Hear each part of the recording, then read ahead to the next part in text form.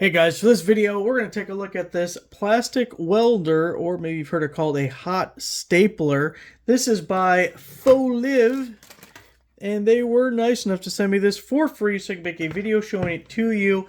I want to go through all the parts and pieces and the basics of how this works and what circumstance you may use it, and then we'll give it a test and see what we think. As far as the staple gun itself, it's pretty simple. You have the on-off trigger. There is a little LED light on the front, and then our staples are going to go right into those little guys sticking out there. This is a 200 watt hot stapler, which is pretty good wattage. You'll get ones that are less wattage but won't be able to do as much, as I'm going to show you here in a second. Now you also do get the hard plastic case with compartments for all of this to go in. We have a little snap blade knife.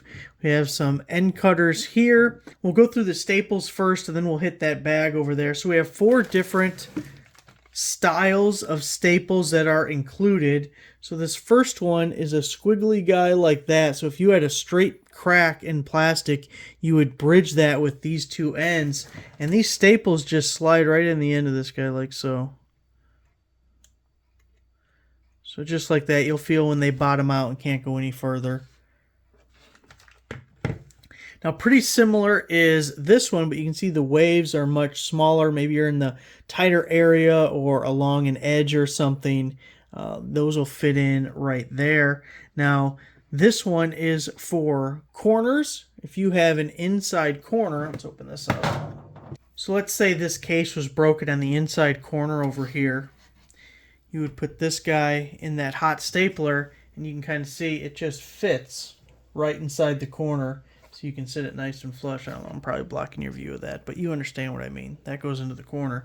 Now, to do other corners, do outside corners, you're using this M or W-shaped one, and it would fit just like so, and you would sink it into the corner like that. One thing nice about this set is we get a lot more stuff than you see with some of the other hot stapler options. So let's look at what's in this bag. So first off, you get some of this stainless mesh, and by the way, all those staples are stainless as well. And this mesh, you can cut to whatever size you need, and you'll use this little guy that's in the bag.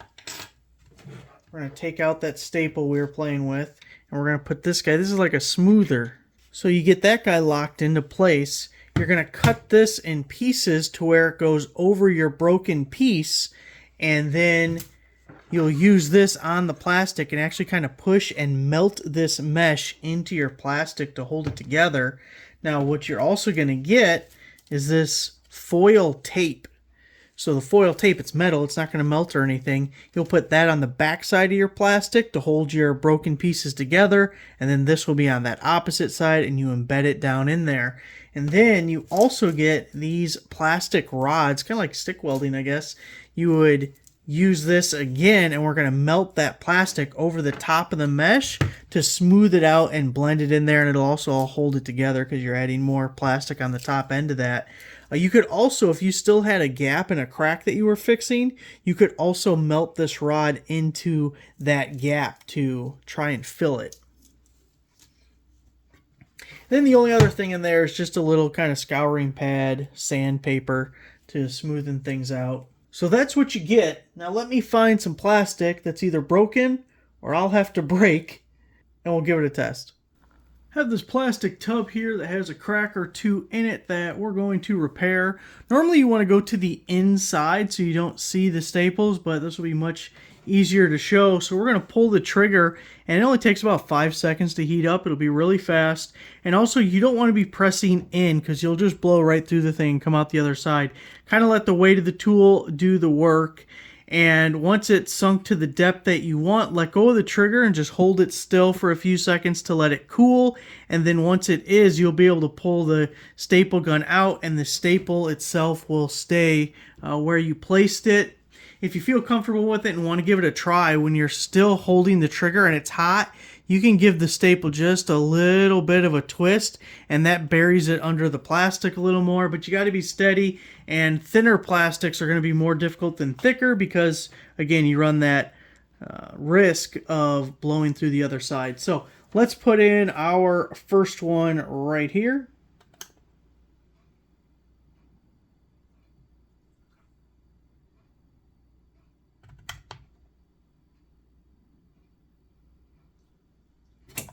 And we give it a second to cool and we can pull it out. So that is what our first staple looks like.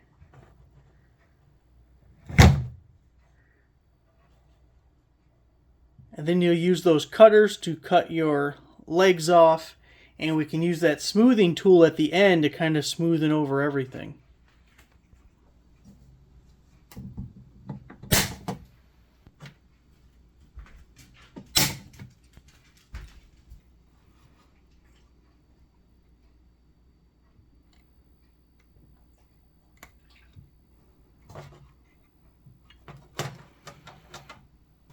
And we'll do one more right on the end here.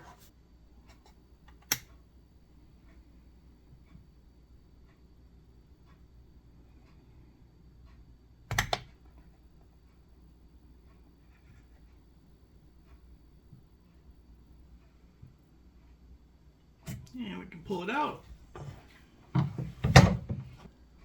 Now these aren't the best cutters in the world, and you'll notice they also don't actually flush cut. Let's see. So one thing you may want to look into is some flush cutters for it. Now we're going to try one of these straight guys, if I can get it in the camera, right along this edge. Let's see if we can give you a shot of that guy going in.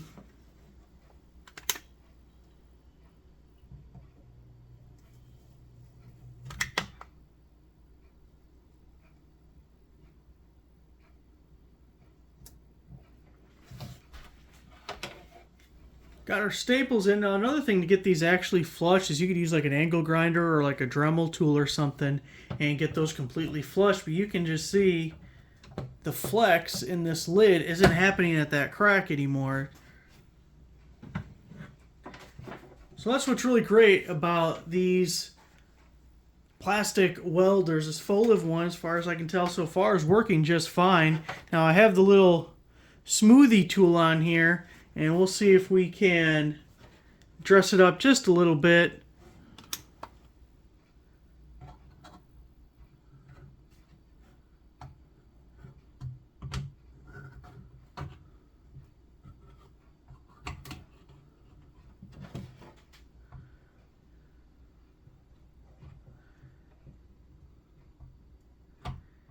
You can see how we can use it to take down those ridges and kind of bury the prongs. It would be a little bit better if I would have cut them flush before doing this. But this little smoothing tool, especially if you have to do it on the outside, but really anytime, really dresses it up and makes it look better than just having those squiggly ridges everywhere.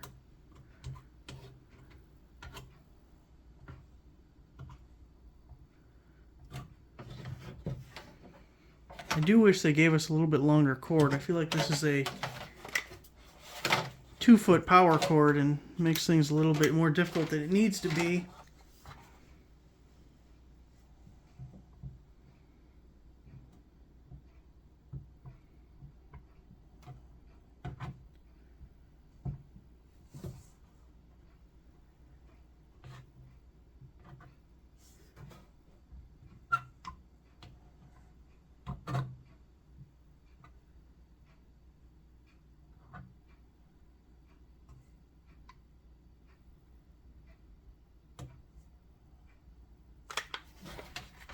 Well, you get the idea. Another thing about using that little smoothing tool is now we've gotten plastic over the top of the stapler, so it's really embedded, or the staples, so it's really embedded well in there, and that repair is going to last a long time. The tub will be cracking somewhere else, but that crack won't be worse. So there it is, guys. Thanks for watching.